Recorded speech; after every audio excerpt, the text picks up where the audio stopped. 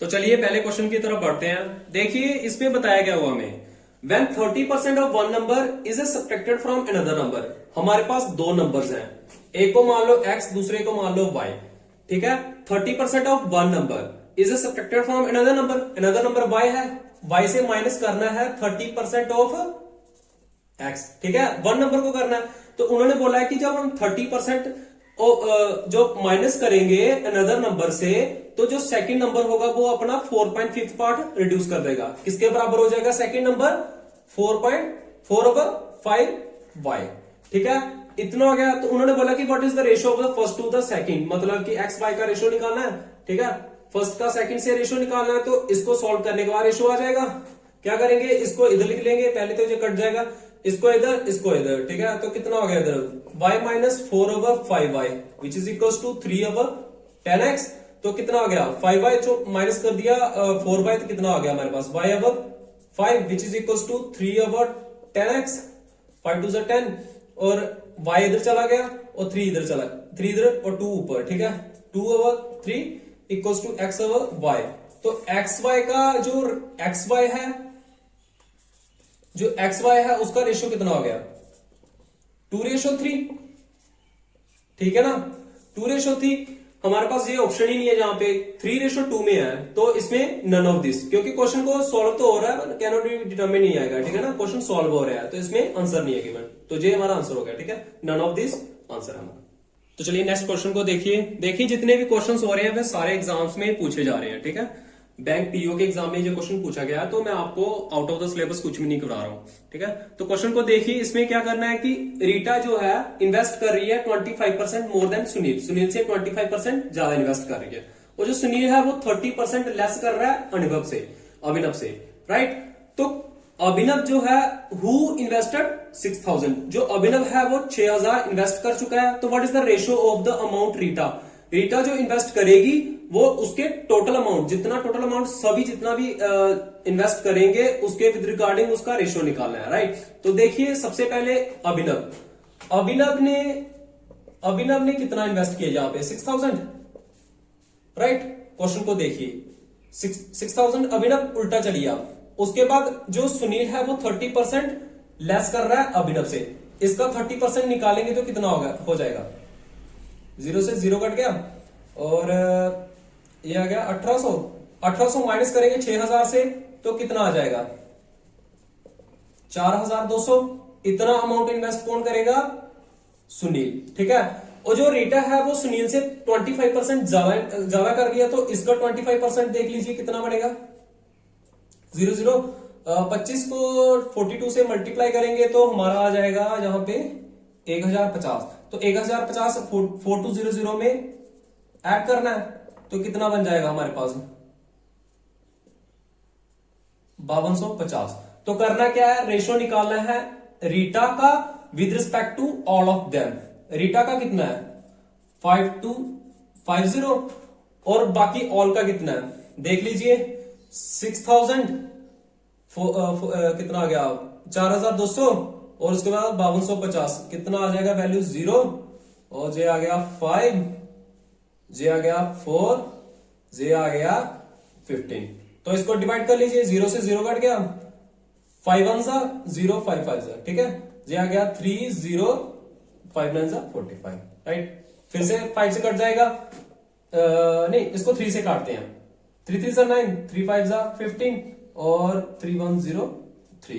ठीक है, तो हमारे पास कौन सा आंसर आ गया, D is correct answer. Right, तो देखिए नेक्स्ट क्वेश्चन को देखिए, ये क्वेश्चन आपको आता ही होगा, लेकिन आप एक्चुअल लॉजिक को देख लीजिए कि एक्चुअली इसके पीछे क्या लॉजिक है। ठीक है, कई बार क्या होता है कि हमें क्वेश्चन निकालना आता होता है लेकिन हमें लॉजिक का नहीं पता होता, तो आप लॉजिक को देख लीजिए। जहां पे the ratio of the urea and potash in a mixed fertiliser is 7:3। ठीक है, यूरिया एंड पोटाश दोनों का मिक्सचर किया हुआ है, तो एक्सप्रेस करना है क्वांटिटी। यूरिया की जो क्वांटिटी प्रेजेंट होगी मिक्सचर में उसकी परसेंटेज निकालनी है total amount of the fertiliser. तो देख लीजिए क्या 7 यूनिट्स हमारे पास यूरिया, 3 यूनिट्स पोटाश है, निकालना क्या है यूरिया कितना है 7 यूनिट्स।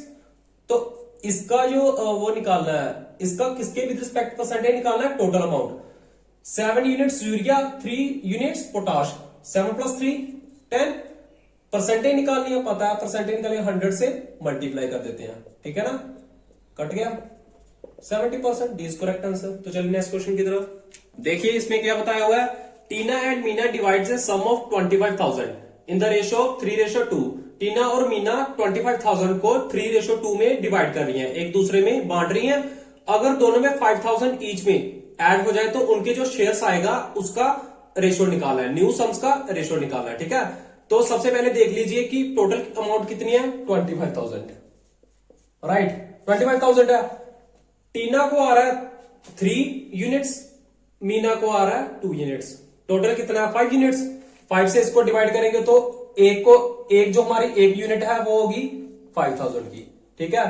तो 1 यूनिट 5 की है, 5,000 की है, तो टीना को आ रहा है 3 यूनिट्स, 3 को 5 से मल्टीप्लाई करेंगे कितना आ गया 15,000। ये अमाउंट किसकी है, टीना की। सिमिलरली देख लीजिए जो मीना है उसको आ रहा है 2 यूनिट्स, 2 को 5,000 से मल्टीप्लाई करेंगे कितना आ गया हमारे पास 10,000, राइट। और उसके बाद क्या करना है कि दोनों में 5,000 ऐड करना है, कितना वैल्यू आ गया इधर हमारे पास 20,000, नीचे आ गया 15,000। तो इसका रेशो क्या बनेगा हमारे पास 5,020, 5 3 15, 4:3, तो डी इज करेक्ट आंसर। चलिए नेक्स्ट क्वेश्चन की तरफ देखिए, हमारे पास क्वेश्चन है, देखने में काफी ज्यादा सिंपल लग रहा है, ठीक है। जब आप निकालते हो लेकिन आपसे क्वेश्चन निकाला नहीं जाता, क्योंकि क्या होता है कि हर एक क्वेश्चन के पीछे अलग अलग कंसेप्ट काम करता है। आप डायरेक्ट शॉर्ट ट्रिक के पीछे भागते हो कि भाई हमें शॉर्ट ट्रिक आनी चाहिए, पर क्या क्या होता है कि आपको ज्यादातर क्वेश्चंस में शॉर्ट ट्रिक नहीं लगती, ठीक है ना। तो आपको उसका कंसेप्ट भी तो पता होना चाहिए। तो मैं बेसिकली क्या करता हूं कि सिर्फ कंसेप्ट्स पे ज्यादा वर्क करता हूं, ना कि शॉर्ट ट्रिक्स पे, क्योंकि आपको सम आना चाहिए। अगर आपको सम आता होगा, आपको उसका कंसेप्ट पता होगा, तो आप अपनी स्पीड को मेंटेन करके उस सम को बिना किसी शॉर्ट ट्रिक के भी निकाल सकते हो। भाई आपको बस कंसेप्ट आना चाहिए, शॉर्ट ट्रिक कोई भी मायने नहीं रखती यहाँ पे, ठीक है। तो क्वेश्चन की तरफ बढ़ते हैं। क्वेश्चन क्या हमारे पास, 2 numbers x and y, 2 number है हमारे पास x और y, ठीक है। किस रेशियो में है 5:3 में, एंड उनका जो सम होगा वो 36 है, ठीक है। तो find the value of x, ठीक है। तो देखिए 5 और 7 को प्लस करेंगे 36 आएगा, नहीं आएगा।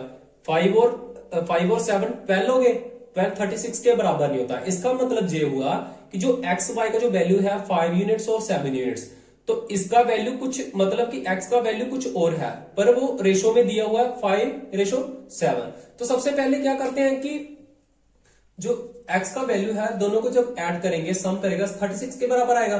तो क्या करते हैं कि जो 5 है इसके साथ एक कांस्टेंट वैल्यू ले लेता हूं मैं k, ठीक है। सिमिलरली 7 के साथ भी एक कांस्टेंट वैल्यू कितनी ले ली k। सिमिलरली दोनों का जो सम है किसके बराबर आ रहा है 36। आप इस तरीके से करिए भाई, 36 5 के 7 के 12 के इक्वल्स टू 36, तो k का वैल्यू कितना आ गया इधर 3, k का वैल्यू आ गया इधर 3, ठीक है। अब आपको नेक्स्ट क्वेश्चन में हेल्प होगी। तो देखिए इसी चीज को प्रोसीड करना है फिर से, x plus y equals to जहां पे है 36, ठीक है। x का वैल्यू निकालना है, x को एज इट लिखिए, और y का वैल्यू कितना है 7 के इक्वल्स टू 36। तो 7 के 7 इंटू 3 कितना हो गया 21 इक्वल्स टू 36। तो x का वैल्यू कितना आ गया इधर 15, ठीक है। 21 उधर जाके माइनस हो जाएगा, तो 15 कौन सा बी इज करेक्ट आंसर। तो चलिए नेक्स्ट क्वेश्चन की तरफ बढ़ते हैं। तो चलिए नेक्स्ट क्वेश्चन की तरफ देखिए, अगर आपको इस क्वेश्चन को करने की कोई ट्रिक मिलती है तो मेरे को भी भाई कमेंट सेक्शन में बता देना, ठीक है। क्योंकि कईयों को क्या होता है कि सिर्फ ट्रिक से करना होता है, तो मैं उसी के लिए ये क्वेश्चन लेके आया हूं, ठीक है। इस क्वेश्चन को भी आप ट्रिक से करके बताना। तो बैंक पीओ में क्वेश्चन पूछा हुआ है, क्वेश्चन काफी ज्यादा इंपॉर्टेंट है, तो इसी क्वेश्चन के साथ हम अपनी क्लास को भी खत्म करेंगे। तो सबसे पहले क्वेश्चन देख लेते हैं। क्वेश्चन में बताया हुआ उन्होंने बोला है कि 1 year ago the ratio of the ages of Sarika and Gauri is नहीं आएगा भाई, 1 ईयर एगो ना, जहां पे आ जाएगा वॉज, ठीक है। वॉज पास्ट में बोला हुआ है, तो पास्ट में उनकी जो एजेस थी वो थी 3:4 रिस्पेक्टिवली। 1 ईयर हैंस और 1 साल के बाद जो उनकी रेशो है एजेस की वो है 10:13 रिस्पेक्टिवली। तो सरिका की प्रेजेंट एज निकाली है। तो सबसे पहले आप स्लॉट देखिए, ये है प्रेजेंट एज, ठीक है, ये है प्रेजेंट एज, ये है पास्ट एज, और ये एक साल बाद वाली मतलब कि फ्यूचर एज है, ठीक है। तो पास्ट में क्या था, दोनों की एजेस का जो रेशो था, मान लीजिए कि सरिका की जो एज है उसको मान लेता हूं मैं 3x, ठीक है, सरिका के लिए, और जो गौरी है उसकी एज को मान लेता हूं 4x। तो एक साल पहले इसकी थी 3x, अब 4x। तो देखिए प्रेजेंट में, क्योंकि ये है एक साल पहले की एज, साल चेंज हुआ मतलब कि एक साल ऐड हुआ, एक साल ऐड हुआ, तो प्रेजेंट में उनकी जो एजेस होंगी वो कितनी हो जाएंगी, 3x + 1 4x + 1। और फ्यूचर में मतलब एक 1 ईयर हैंस और एक साल बाद, अभी से एक साल बाद उनकी जो एजेस होंगी वो हो जाएगी 3x + 2, जहां हो जाएगी 4x + 2। तो देखिए इसी चीज को समझना है, इसी को अप्लाई करेंगे क्वेश्चन में। तो ट्रिक से आप इस क्वेश्चन को नहीं निकाल सकते। मेन चीज क्या है, कंसेप्ट की तरफ ध्यान दीजिए, क्वेश्चंस अपने आप ही निकलते जाएंगे। तो देखिए जहां पे करना क्या है, जे एज है सरिका की, जे एज है गौरी की, और देखिए इसमें करना क्या है कि दोनों की जो एजेस हैं, ठीक है, 1 ईयर, उन्होंने क्या बोला कि 1 year ago the ratio of their edges Sarika and Gauri was 3:4, ठीक है, 1 ईयर अगो। तो 1 ईयर अगो क्या थी, 3x, ठीक है, और गौरी की थी 4x। अब देखिए 3x और 4x तो हो गया, अब 1 ईयर हैंस, 1 ईयर हैंस मतलब कि प्रेजेंट से बाद में क्या है, +2 आएगा, बता दिया आपको यहां पे। तो उसका जो वैल्यू, जो रेशो का वैल्यू है वो चेंज हो गया, कितना हो जाएगा, 10:13। इसका वैल्यू कितना आ जाएगा, 10:13, और यहां से हमारी x की वैल्यू निकल जाएगी। क्वेश्चन को एक बार फिर से ध्यान से देख लीजिए। एक साल पहले दोनों की एजेस थी 3x और 4x, ठीक है, ठीक है, उसका था 3:4, वो ले लिया मैंने 3x 4x, ये थी एक साल पहले की। अब एक साल बाद में जो उनकी एजेस होगी उनका जो रेशो होगा 10:13। तो एक साल बाद मतलब अब से, प्रेजेंट से एक साल बाद 3x + 2 4x + 2 हो जाएगा, ठीक है, तभी इसका वैल्यू 10:13 लिखा मैंने। तो जहां से x का वैल्यू आएगा तो देख लीजिए 13 इधर मल्टीप्लाई और 10 इधर मल्टीप्लाई, तो इधर हो जाएगा हमारे पास 39x + 26 इक्वल्स टू, इधर आ जाएगा 40x + 2 10 20, राइट। तो x का वैल्यू कितना आ जाएगा इधर 6, ठीक है।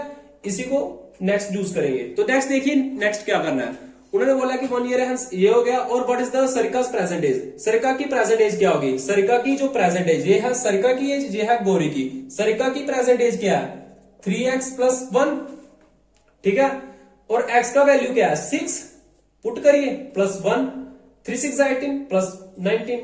तो सरिका की एज प्रेजेंट कितनी होगी, 19 ईयर्स, ठीक है।